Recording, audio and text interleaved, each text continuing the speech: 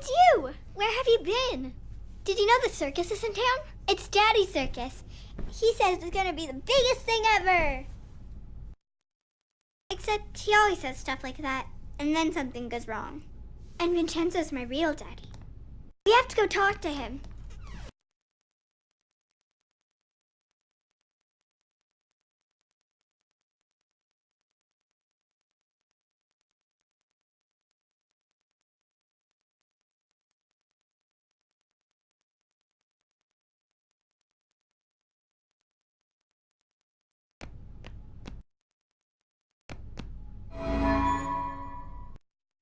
They're so happy.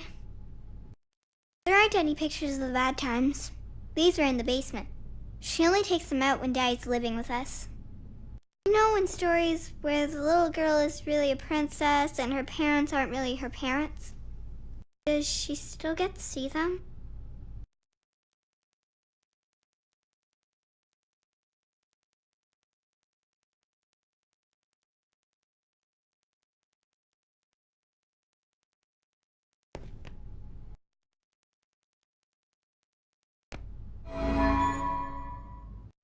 Oh no! It's an eviction notice! Daddy says he's gonna pay all the bills when the circus is a big hit. Come on! I want to go find Vincenzo!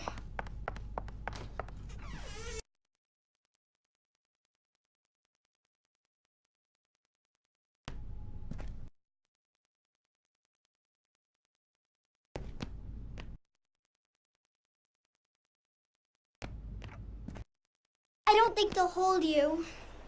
You'll have to go through shadows.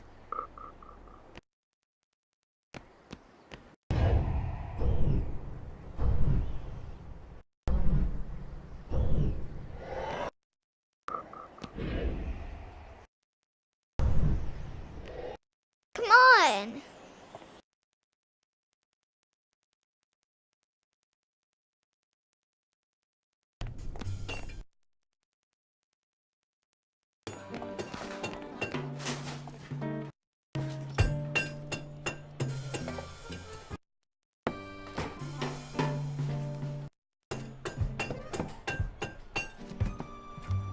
Hey, Vincenzo. Ready for our big night? People are really excited. You're gonna have to give them their money back. What? We're sold out. You haven't paid me. I got the money. We're selling out. You'll have it before the show. Even if you do, I can't perform here. Your circus is a disaster. It's coming together. Your puppet show about the princess is missing the princess. You've lost your hot air balloon, and where did you get that pirate ship? It is a broken down piece of junk. Come on, Vincenzo. It's opening day. There's always a few wrinkles to iron out. Look, I'll get it all fixed. No problem. Consider it done. All right. But don't think that I will be some sort of shiny bauble that lures people into your scrapyard. He's so mean! I'll get it fixed, I promise. Or I'm a dead man. I'm worried about Daddy. He always says it's okay, but those gangsters really hurt him. We have to fix the circus, so Daddy will be safe. Come on, it's this way.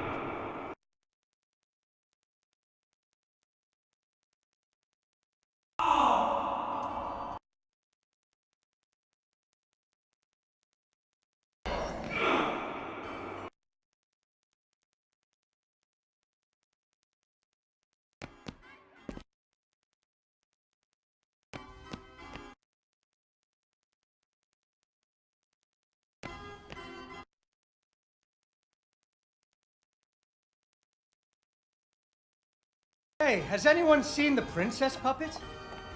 Can't really start the story without her. That sounds like Daddy.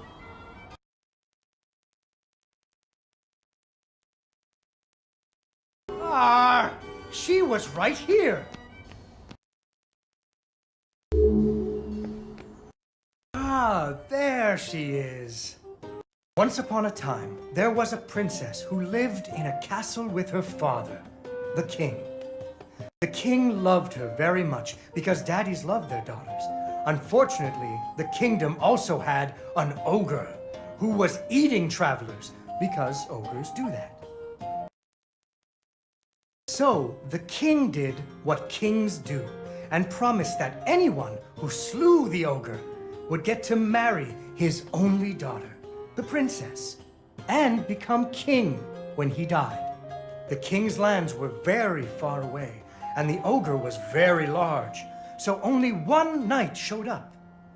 His name was Fred, and he fell immediately in love with the princess. Fred was a brave knight, and he marched off the next morning, singing a brave song as loudly as he could. After several days had passed, the princess got to wondering what had happened to her future husband. So she set off into the forest to look for him. The princess tracked Fred's footprints through a strange wilderness full of scary sounds and hidden dangers. Chasms filled with razor-sharp bamboo.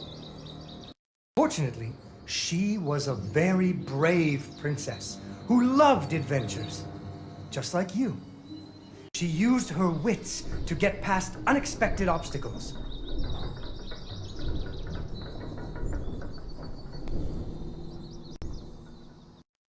She came to a wide river filled with snapping crocodiles. She couldn't even swim. So what do you think she did? Unfortunately, she fell in the water and drowned. Wait, that's not what happened. She came to a wide river filled with snapping crocodiles. She couldn't even swim. So what do you think she did? That's right! It was a magical forest where the plants seemed to know each other.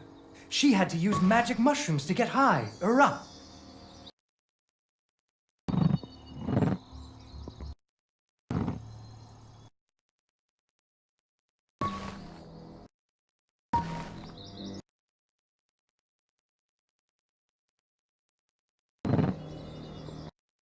She learned to use some bendy tree branches to fling herself across a patch of deadly sharp bamboo. As the sun was setting, she came to the giant ogre's campsite. And there, the princess discovered that the ogre had captured Fred and hung him from a tree as a snack. The ogre did not appreciate visitors at all. Even Fred seemed a little embarrassed to see her.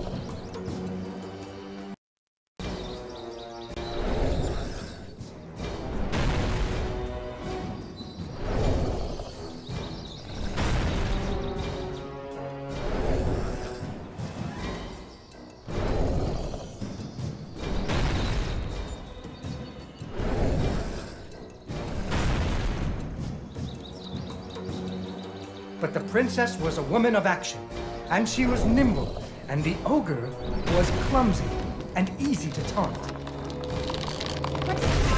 That's when you make fun of them. You should never make fun of people, but with ogres, sometimes you have to. And so the princess tricked the ogre and rescued Fred. Fred didn't feel too good about it. He really loved the princess. Fortunately, the king told him about a giant spider that he could slay in order to win the princess's hand. So Fred marched off to the lair of the giant spider, singing a brave song, a little less loudly than before. After several days had passed, the princess got to wondering what had happened to her future husband. So she went off looking for him again.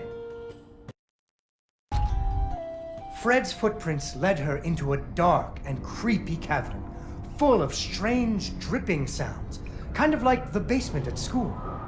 Her footsteps echoed and echoed, until it sounded like someone was Unfortunately, she impaled herself on the bamboo. Wait, that's not what happened. Soon she came to a vast pit filled with vicious, deadly spikes.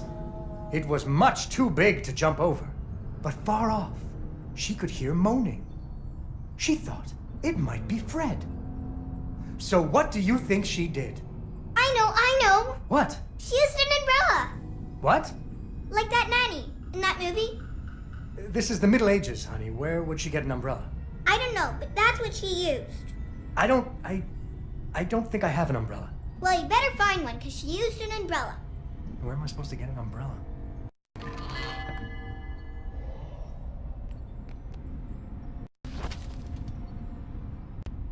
Oh, there we go.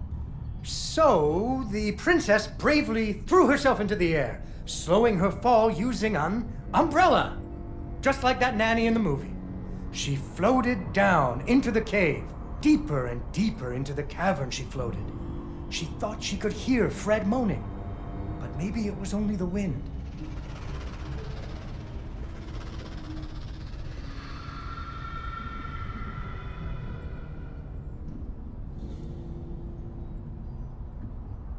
Finally, she landed softly, right in a spider's web.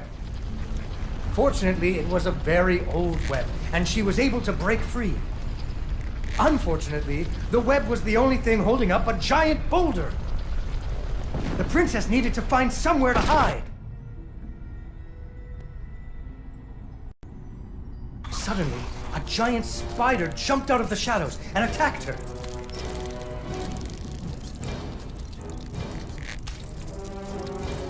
She ran and climbed and jumped and climbed, but the giant spider was very good at climbing too. It had 8 legs and the princess only had 2.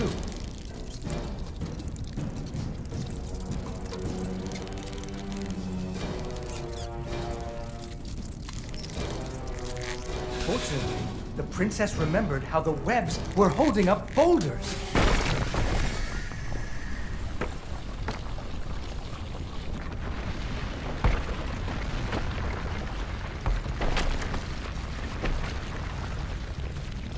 Poor spider.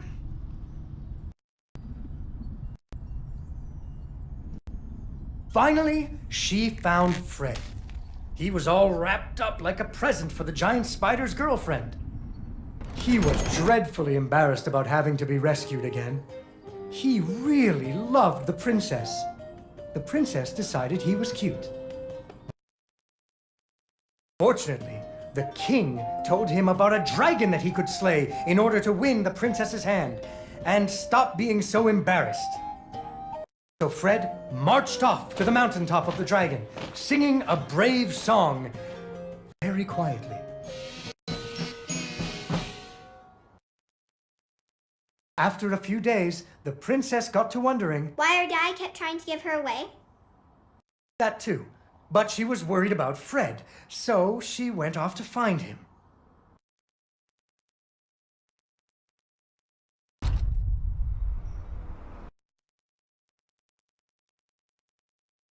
The dragon's mountain was cold, and the wind howled at her to turn back. There were rock slides and fiery chasms, but she was very brave and nimble, just like you. She wasn't going to be put off by a few deadly dangers. Up and up she climbed. When she got cold, she thought about the hot buttered muffins she would make once she got Fred home. You still like muffins? I love muffins. The princess hoped Fred liked muffins.